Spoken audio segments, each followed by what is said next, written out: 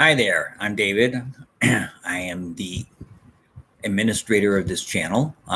What I'd like to tell you right off the bat is, before we even go on, that we have a number of different videos on here, as you can see. But if there's a video you actually would like us to make on a topic related to something you've seen on the site, whether it be money saving, Vegas, TV, movies, shoplifting, weight loss, relationship issues, parenting issues, you can request a video and we will do our best to make it. However, we will also expedite your request if you add a donation to that request. Your request will be done if you make a request. Say, hey, can you make a, a video on what happens if my boyfriend stops kissing me? And I'm just making something up there.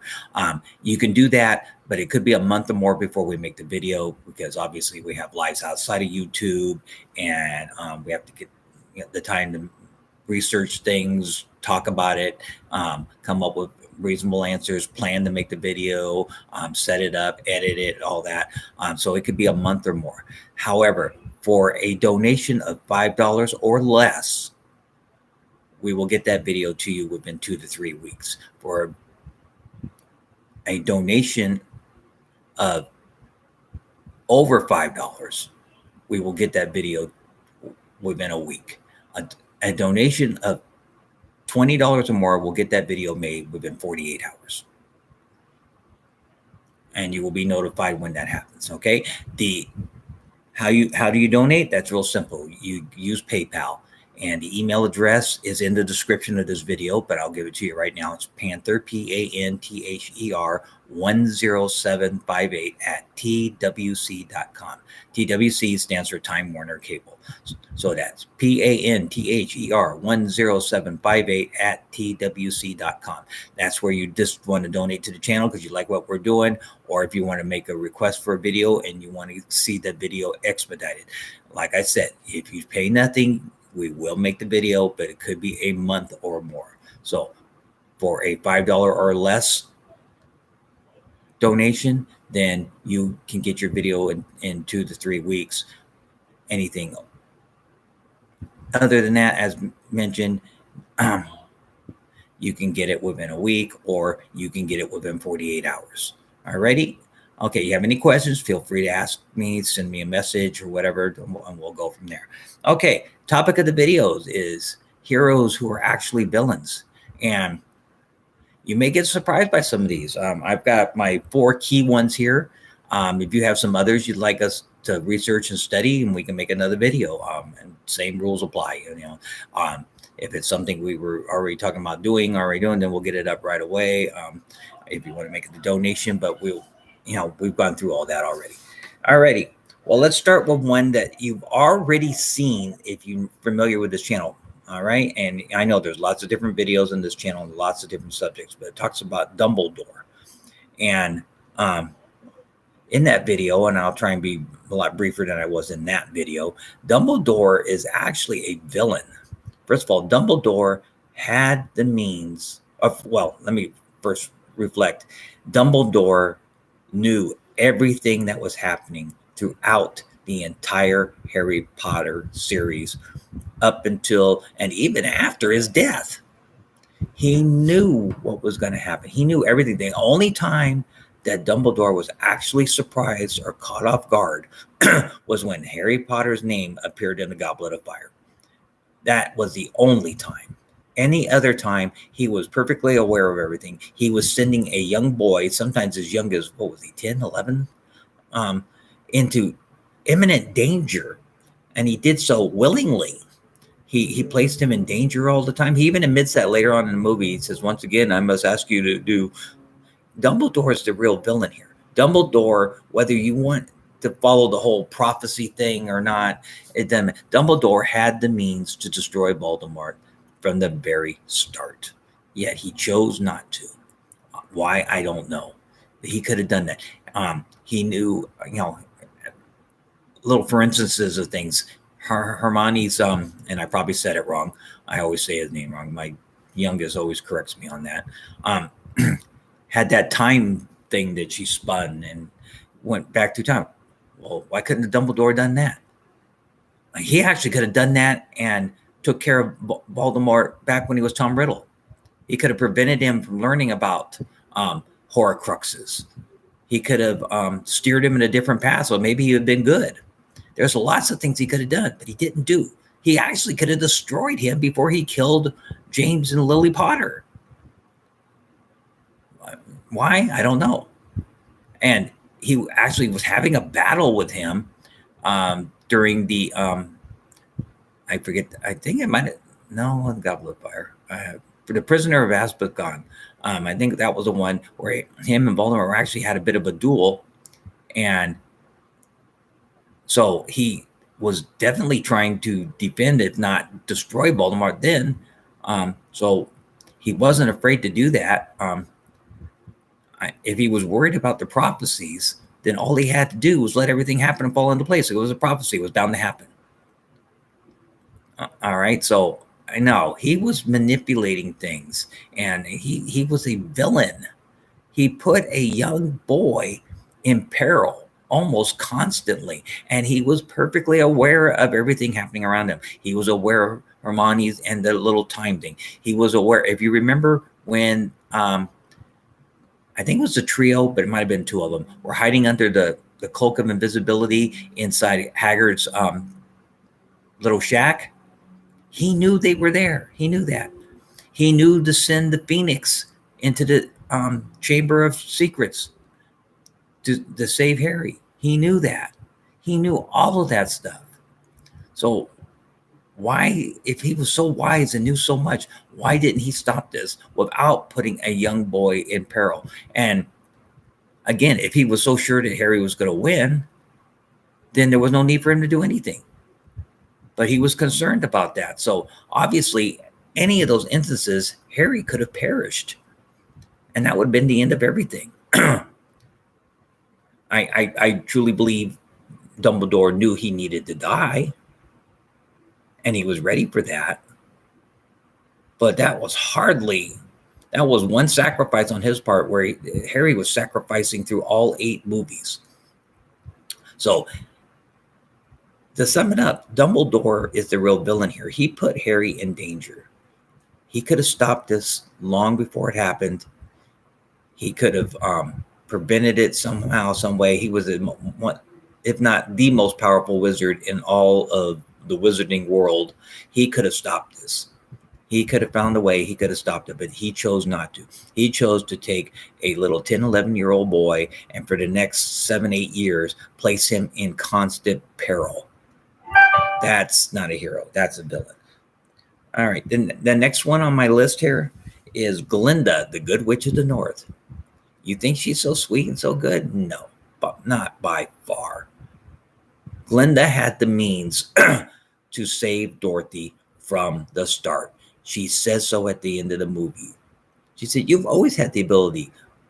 She just had to learn her lesson, or her lesson almost cost her life. This isn't a thing by putting a kid on timeout, you're going to learn a lesson. No, not on that. And she placed her in peril. She put the ruby slippers on her. Why would she do that? Somebody falls out of the sky and inadvertently kills the Wicked Witch of the East, and then she places her in imminent peril with the Wicked Witch of the West, who, by her own statements, is nastier than the other one.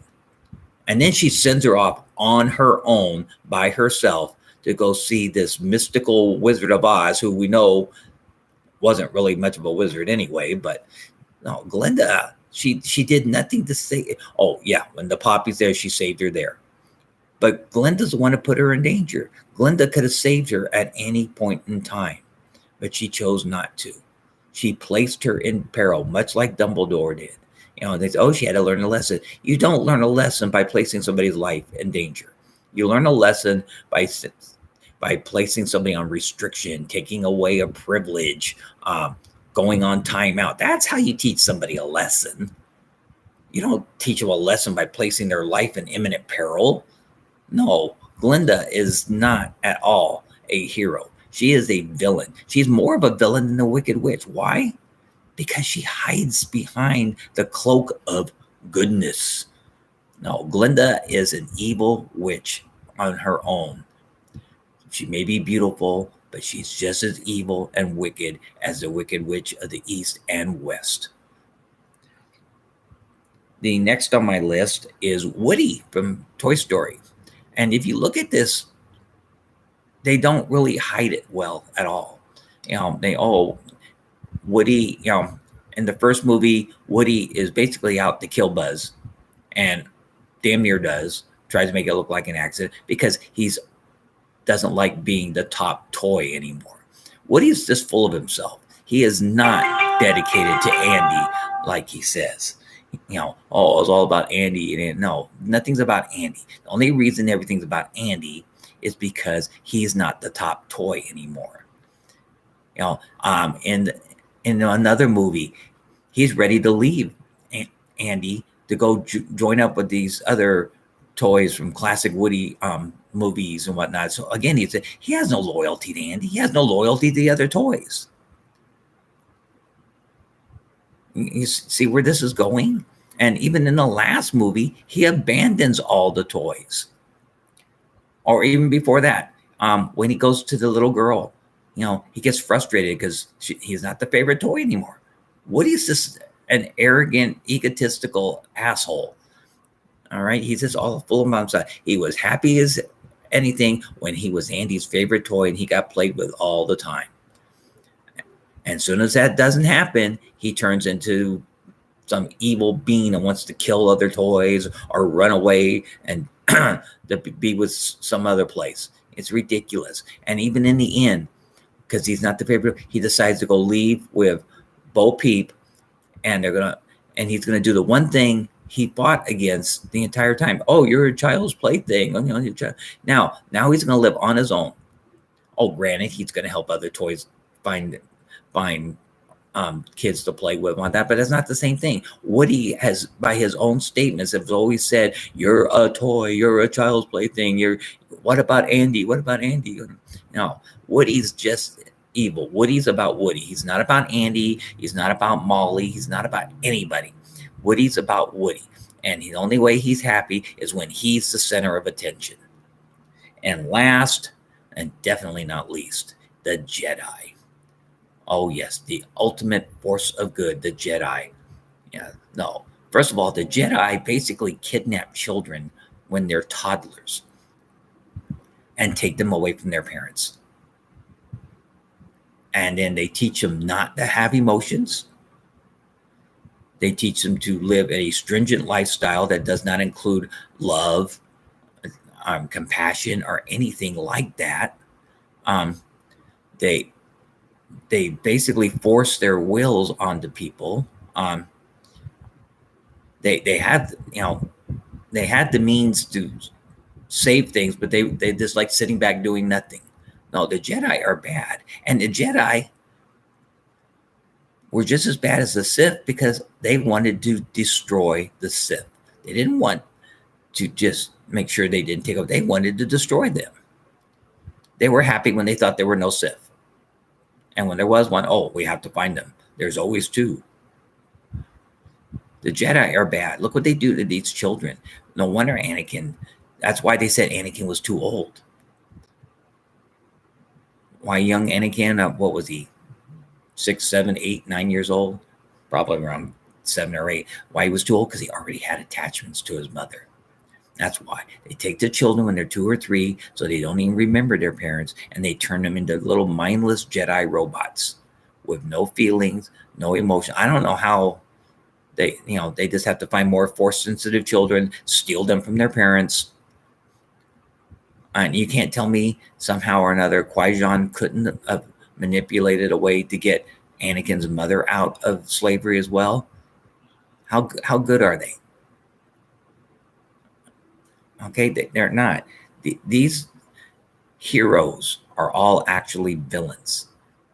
And I welcome your input. And if you have some other ideas of heroes that are actually villains, I'd be happy to hear that and maybe do another video on that.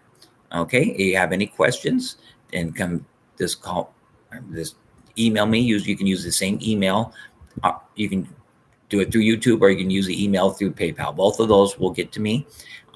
Whether it's you want to make a donation or you want to make a request of a video, if you want to make a comment, you can do that here and I'll still see it. Okay, you have a good day, and we hope to see and hear from you soon.